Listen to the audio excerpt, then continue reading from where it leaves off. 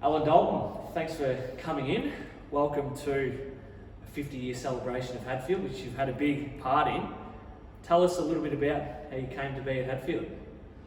It was I was approached or spoken to by Peter Guest, who I played with at Brunswick, and he'd gone to Hadfield in 1978, and he suggested that I come down and have a look at the club. I'd basically retired from coaching the reserves in '78 at Brunswick, so at his suggestion, I come down and applied for the coaching job, and was successful. And I think if I hadn't been successful, I think Peter would have probably got the job anyway. Yeah, right. Okay. Well, he did eventually. He had a number of roles, didn't we? We spoke to Peter as well doing this. You must have some fond memories with him and the work that he did around the club. Yeah, he's I was appointed coach, and we appointed Peter as captain. So the respect for Peter was already in the club at that time, and they played in a losing grand final the year before. So the club was pretty keen to build on that and go to the next step. So I was fortunate to have inherited a fairly good side. And tell us about your first impressions of Hadfield down at Reddish Reserve. I know Pete hadn't even heard of the suburb Hadfield. He'd heard of Glenroy and Faulkner. Was it similar for you? Yeah, I probably knew it. I lived in Pascoe Vale, so I knew where the ground was. I wasn't sure it was that small until you actually run out in the ground with 18 other players. And it was a small little ground, but we got a couple of years out of it where we were able to bottle sides up and use it to our advantage. And it was a great little place to have a game of footy. What they used to call it? What was the nickname for it? Did they have one? No, not that I remember. But from what I can gather, it was definitely the type of ground where teams didn't like coming to it as a fortress. Teams didn't like coming to it, and I've got one memory of we played Doodle Stars at Doodle Stars one year, and it's the total opposite, isn't it? Yeah, well, they put us into some rooms that were just full of bird shit and everything else that you could think of at the back, and at the top of the second ground. So we weren't very happy, or I wasn't very happy as a coach, and so when we had the return game back at Reddish, I closed the rooms off for Doodle Stars and put them in the cricket room. Cricket shed, which had all the mats, all the white powder, that's for marking the grounds, and they weren't all that impressed about that. And I got summons to the front of the EDFL, which I got a fine, the club got a fine, which we expected, but someone had to make a stand because the conditions were just disgraceful. Yeah, right. They wouldn't have liked that coming back the other way at Reddish. They certainly didn't, and one of the vice presidents of the EDFL was an ex-president of Doodle Stars, so yeah, he wasn't impressed. It's always been the way, hasn't it? Well, let's move on to 1979. Yep. You're a senior player and coach of a premiership side in B grade. Tell us some of those thoughts leading up to the season. Did you get the sense that you were going to be in contention that year? Yeah, it's when I arrived, it was early January. We started pre-season, and John Merry and Bill Armstead had done a fabulous job in recruiting, and we had a couple of players come down from Preston, Ricky Searle and Mark Duckworth, a couple from Brunswick. We had Bobby Chappell, Noel Box, John Cuff, and got a couple of others that really fitted in, Shane Duggan and Lee Casey, who were also recruited for that year. So it was one of those things where you've just got to make sure that you're able to balance the existing players with the new players coming in, so that they were formidable for that season. And what are your memories looking back on, in particular the day that you're premiers? We look at the photo there, it sure does bring back some memories, I'm sure. Yeah, it does. One of the big memories is that we had all the players decked out in lace-up jumpers, which we had made. A large number of players were also wearing in yellow boots, which we got from Puma. So you're sponsored by Puma? We got them from Puma, and we really tried to make it look like a senior side that was proud of its history and so on. So I'd said to someone prior to the game that we'd been training for 9 months to the day that we run out the ground at Essendon for the grand final. Well, I lasted 9 minutes before I had to go off with an injury, and I had to thank Brian Wengelman, Doc Wengelman, who was greatly loved around the club. Rest his soul. Rest his soul. Was an absolute beautiful person, and Brian got me strapped up, and he suggested that I shouldn't go back on the ground, but as we know, grand finals are not won and lost in a change room, they're won and lost on the ground. So I did go back on the ground, which was probably a bit foolish, but we'd beaten Strathmore by fairly heavily in the second semi-final. Bobby Chappell kicked 7 goals, I think, that day, and we actually terrorised them. But they come with their A-grade game, and the game was fairly tough. And three-quarter time, they were in front of us by a reasonable margin. What? How much? I think it was about 25 points or something. And were you kicking with the wind in the last at Windy Hill? Where was it, towards the school, or were you going? No, there wasn't any wind. Which end were you kicking to? We were kicking towards the Napier Street. The Napier Street end, and as I was walking out to address the players, I could hear their supporters singing a song, and I thought, well, that's a bit premature. So I addressed them. Cheer the what are they? Blue and the red, blue and, whatever it is, the yellow and blue. Yeah, the Sydney theme song. So I addressed the players, made a few changes, and then I said to them, have a listen. They think they've won the game, so the only thing that we can do now is to take it off them. And we played a very good fourth quarter, in which we at about the 29-minute mark, Dennis McNamara, who recruited from Strathmore, kicked a 50-metre goal and levelled the score.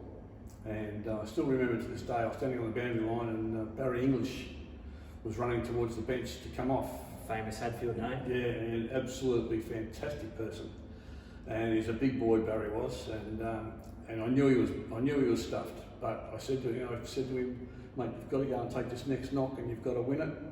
And he had to go across the ground to the far half-forward flank. He got there by the time the ball was thrown in. He pulled the ball back over his shoulder. We wrestled the ball out from the pack and kicked a point. So we were at the 30-minute mark with a point in front. And the siren went, and we'd won our B-grade grand final. Wow. Yeah. 25 points down, three-quarter time. Yep. Strathmore, a traditional A-grade club. A-grade side who'd come down, who had come down, and the EDFL had changed the rules, and they'd gone from a 12-team competition to a 10-team competition. So we faced 3 A-grade sides in that year, and to the boys' credit, we finished second, Strathmore, but the way they played all year was absolutely fantastic. Must be special even now thinking about it. I'm sure you must be. I can tell by the smile on your face. You're so proud inside, and to catch up with those guys when you come to past player events and that sort of thing, it must still have a special place in your heart. Yeah, it's one of those things that when we walked into the rooms, I said to my dad wanted me to go to hospital straight away, and I said no. What'd you have? I had my shoulder ripped out out of a socket, and I said I'll go back into the rooms, and then I won't go back to Hatfield. We'll go to the hospital. And so I went back in, and it was just an amazing feeling to know that we'd won, and to see grown people crying. That it had meant so much to them. As a community club who had been put together by parents who had wanted their kids to play a game of footy in the local area. People like Marilyn Kendon, and Alan Singles, and Jan, and Ian Steele, and those sort of people were just the salt of the earth. And they were there, and they just were so proud that we were able to win on that day. And I was extremely proud for them, and extremely happy that I was able to have some small part in winning the flag. And that was 2 senior premierships in the club's first 9 years, which is amazing to think, isn't it? Yeah. And moving on from there, you coached until 1981. Yep. What happened from there? 1981, we struggled a bit that year, and which meant that we got relegated. So we'd taken them to the top, and then we took them to the bottom.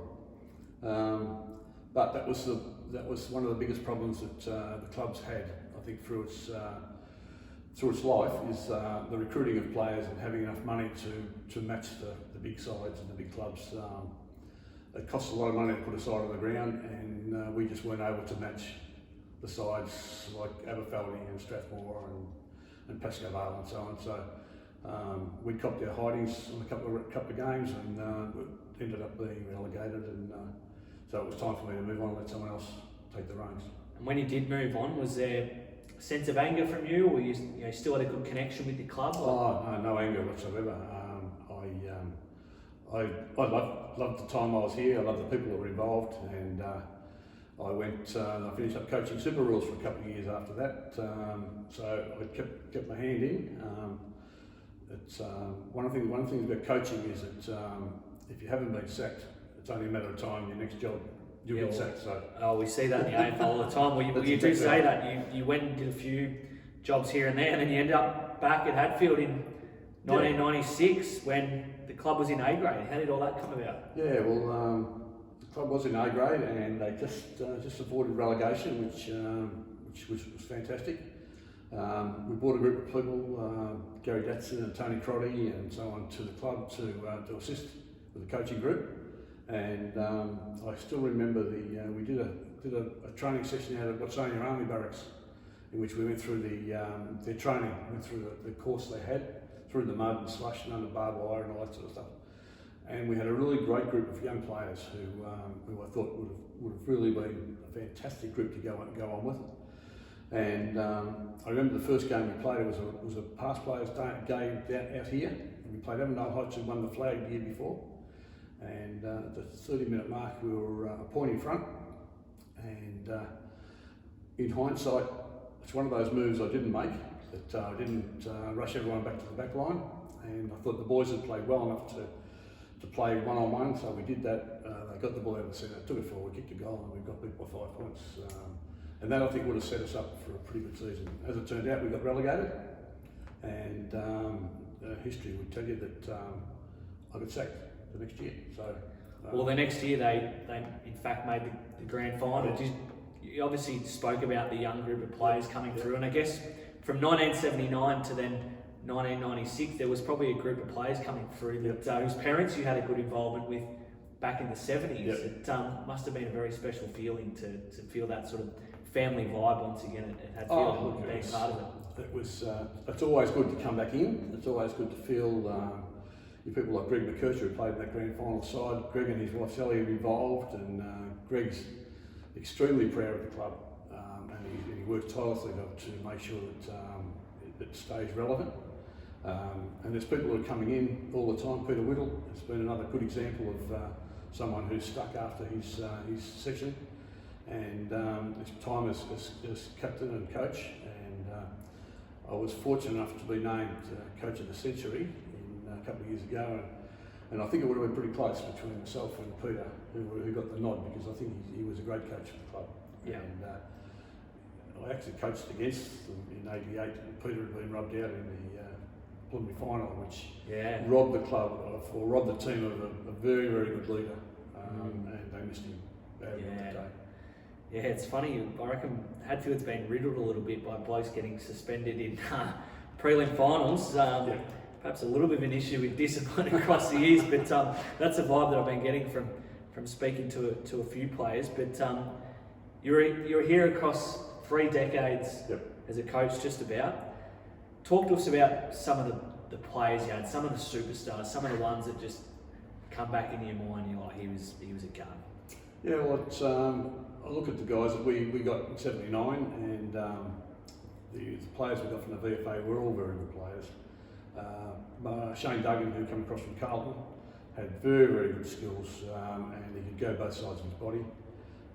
Dave Tilburn was a pro runner, and Dave had run off the wing, and sometimes he was that quick that he just left the ball behind. But a lot of times he carried the ball forward for us, and he was a weapon that we used from time to time. Bernie Drebbing played 400 games. It's hard to go past not mentioning Bernie in that group of players. Artie Can was another player who played VFA footy, who was a very, very good player. Peter Whittle, he was instrumental in leading the club both on and off the field, and he was able to work with the players when he was captain, when I was here, and he just led from the front as an example on the ground, and people were happy to just jump in behind him. Peter Guest, who brought me, who was instrumental in probably getting me to Hadfield, was pretty tough. Mark Duckworth was a very, very tough player. Very good player to have on your side. If you run out with Ducky, you knew he had your back all the time. Yeah, I could probably just go through name after name after name. Because you were here for some successful eras, weren't you? Yeah. Alan, you unfortunately won't be here on the night. You've got some prior commitments heading up north to get away from the winter, but I'm sure you've got some words you'd like to say to everyone who's thinking about coming back and people who are involved during your time. Yeah, I think it's one of those things that 50 years, and it really is one of those. If you go back to the group of people who actually founded the club, had the vision of working at Reddish and had their kids playing junior football, and then come to fruition, those kids went on and played senior football in the club. Russell Walker is one that comes to mind, Steve Payne, Elby Gallucci. They were all just young players who were playing very good football, and a couple of them missed out on the 79 grand final side, and still remind me that they should have been inside, but you can only have 20 on the day. But to the people who are past and present who are administering the club, it's been a great fillip to see the club up and running, and I think they had a great win on the weekend. And it is unfortunate that we'll be on our way to Darwin in a road trip, but we wish the club all the best going forward, and it's a joy to come back and mix with the current and past players. Alan, it's been a pleasure talking. You've got some great history here, and we appreciate you coming back. Well done. My pleasure.